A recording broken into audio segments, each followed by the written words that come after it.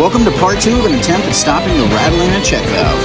We grabbed the new pressure tank, then we cruised back over to our client's home and started disassembling the old one so we could yank her out. I've been asking around if you were there, asking but I'm always scared, asking 'cause I won't care. Come on, light, I'm almost ready.